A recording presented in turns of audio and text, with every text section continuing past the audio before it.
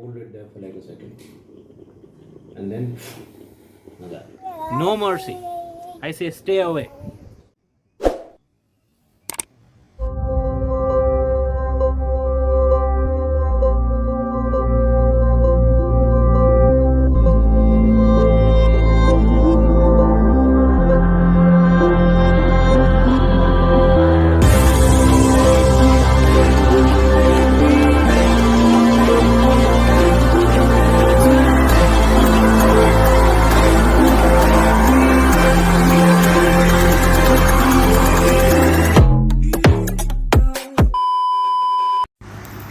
Hi guys! So, i-record ko na lang guys kasi hindi ako masyado marinig kasi nga triple yung covered sa akin is yung dalawa kong face mask tapos yung face shield.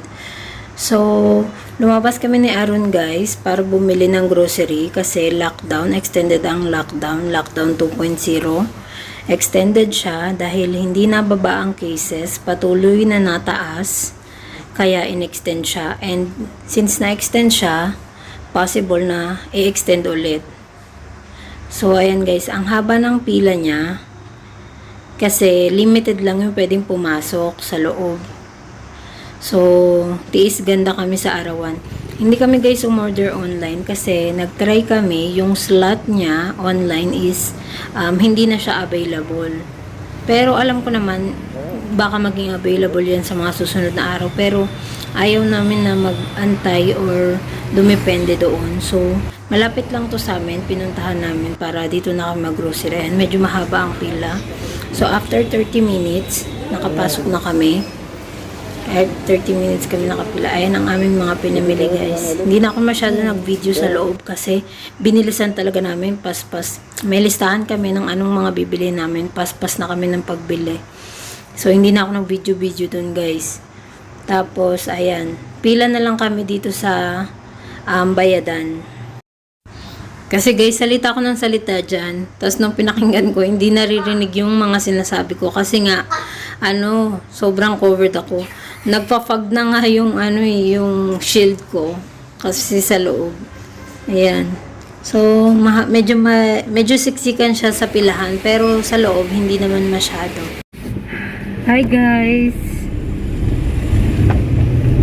So, nakalabas na kami ng grocery after 1 hour. Sobrang daming tao.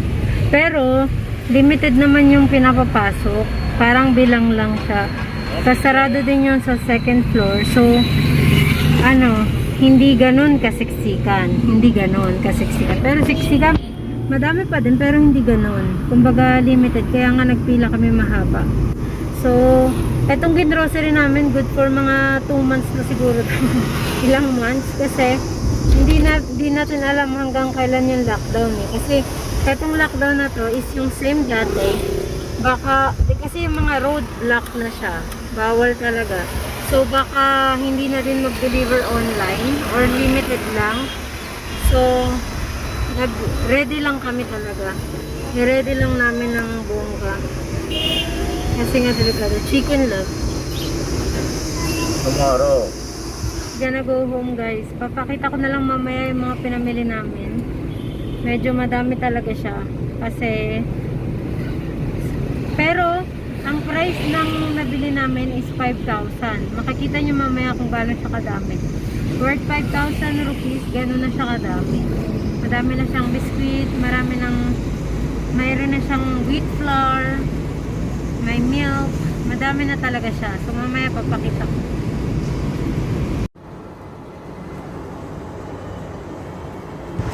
Yan, pag uwi ng bahay guys, may ready na si mother-in-law na tonic. Tapos nagligo na kami at nag-steam. So yung steam namin is meron siyang Vicks sa loob. Yan, tapos na kasi si Arun. Pinapapasok ko din siya sa lalamunan ko tsaka sa ilong ko. Ganun. So ayan. Ayan yung mga gawain namin pagdating ng bahay. Tapos after nyan, tsaka ako na nilinis yung aming mga pinamili. Inugasan ko siya sa water na may turmeric. So guys, unbox muna tayo guys. Malaking box. Binili ko to guys bago pa mag-lockdown dati pa. Pero hindi ko pa siya nabubuksan. Kailan ba to na-deliver? Tagal na to na-deliver eh.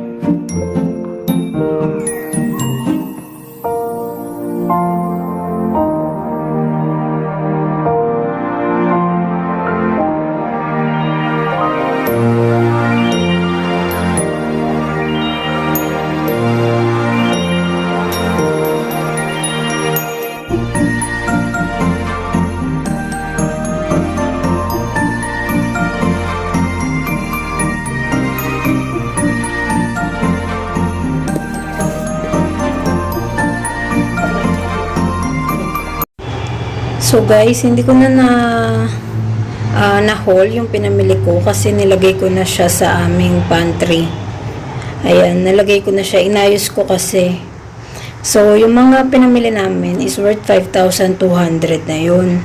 Tas good for mga 2 months na yun guys.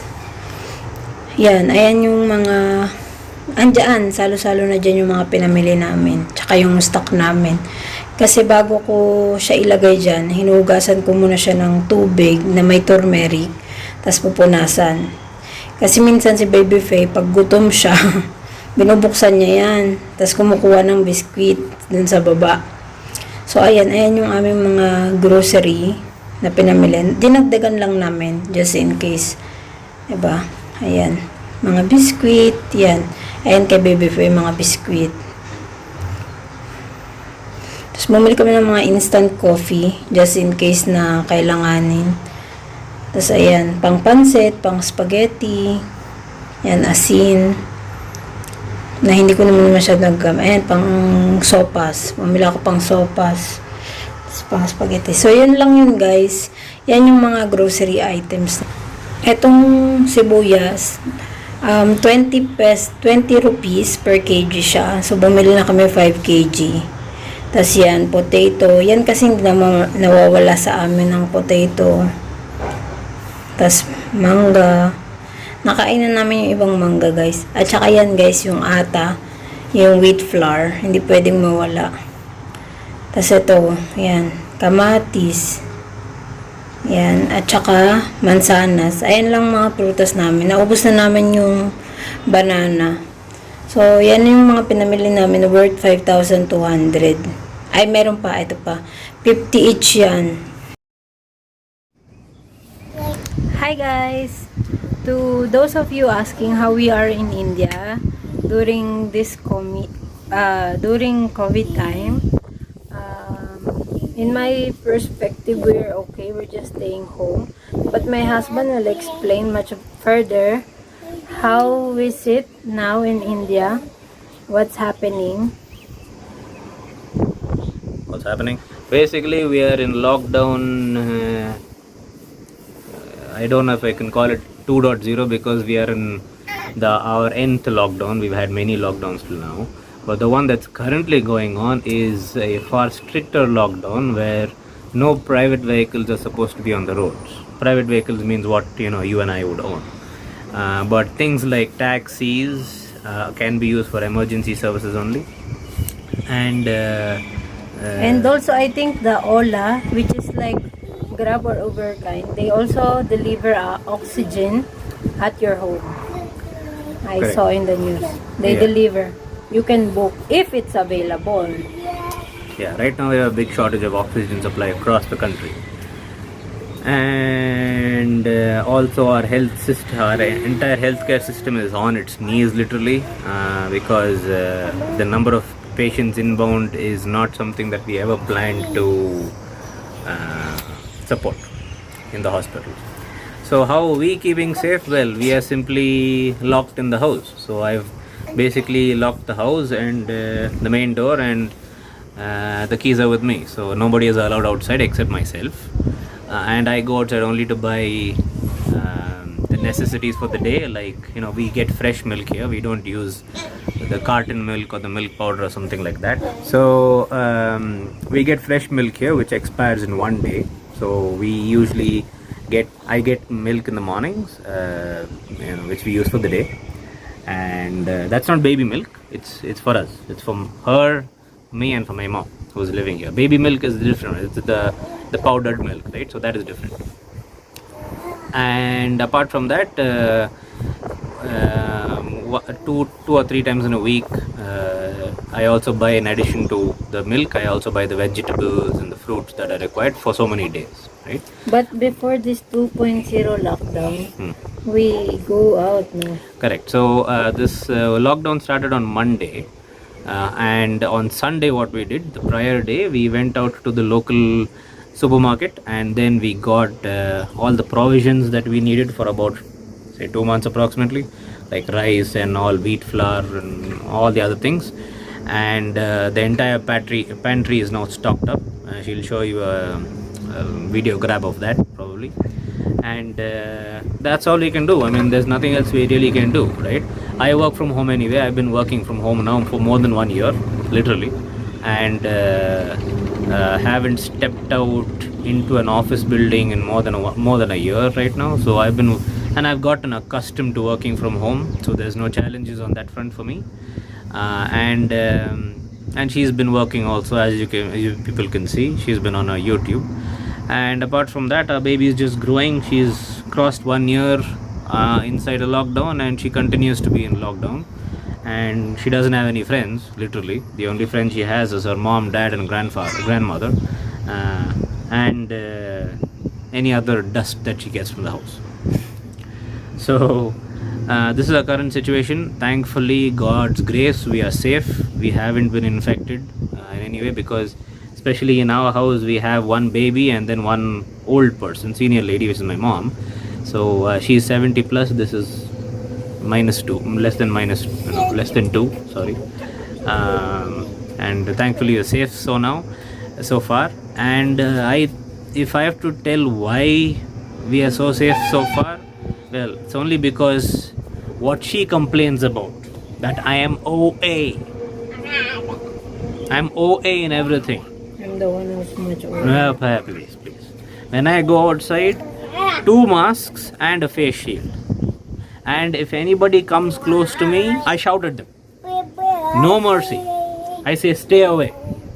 Or in the local language, whatever it is. I don't like people near me, in generally. In fact, actually, you know what? The thing is, this has been my case even before COVID times and all that. When you're standing in a queue, there are some people who will come and stick to you, like as if they're your husband or wife or something. I hate that. I always maintain distance. So it so happens that wherever I stand in the queue, that's where people will cross the queue, because there's so much of gap, and now it's more so. So I think that's the main reason why we are so far okay. And okay, not the main reason, that's the second main reason. I'll tell you what's the main reason then.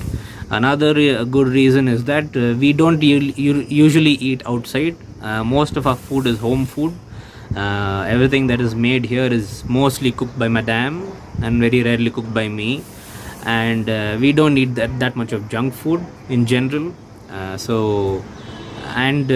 Thankfully, both Fatima and myself, we don't have the habit of drinking aerated drinks, cold water, soda water, like Sprite, Fanta, soft drinks, Coca-Cola. We don't drink any of those. I like hot water. I always drink hot water, and not always, most of the time I drink hot water. And Fatima doesn't drink water, so it's kind of fine. It's the truth, man. She don't. I do drink. This one's a lizard, man. This one's a lizard. Pero guys, totoo alam nyo guys, na-experience ko yan si Arun. Pinagsisigawan niya yung lalaki. When we are in All Saints before, he complained in the, the teller, the cashier, because they're not maintaining any distance. So my husband really get angry. It's like, you're not thinking it, there's COVID, there's like this, why are you next to me like this? So he's really like that. He's not shy, he's rough and tough like I that. mean, what is the point, man? What will they do? They'll say sorry and they'll walk away. Who will suffer? You are suffering, right? You're suffering, your entire family is suffering. So what is the big deal if I'm going to shout at them? So what? I don't care. I'm not saying anything wrong. There's no point for someone to come and stick to me like this saying, oh, my payments are bayat. What the hell is that, man? You can wait your turn.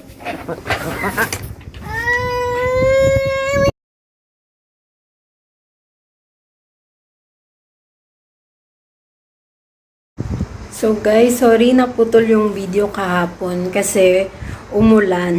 Bumagsak yung sinampay, binaksak ni Baby Pay. Tapos maya is umulan na din. So hindi na kami nakapagtuloy ni Arun ng pag-uusap. Ngayon nag-work na siya, so hindi na siya makapagsalita. Sabi nang sa side niya. Pero nasabi niya naman halos lahat.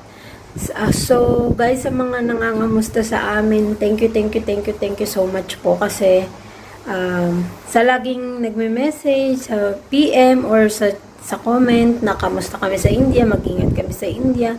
Maraming salamat po. Kasi alam niyo yun, kahit na kayo din is kakaba-kaba sa inyong mga sarili, sa mga pamilya niyo, naisip niyo pa yung ibang tao, kami. Yan yung family namin. So thank you so much po sa mga nagsasabi din na we're praying for India, we're praying for you. Thank you so much po. We're praying for the world actually, not just India. So, salamat po guys sa inyong mga prayers. Patuloy tayo mag-pray na matapos na to at lahat tayo sa buong mundo is malagpasan to at sana matapos na to. So, yun lang po. Thank you so much guys.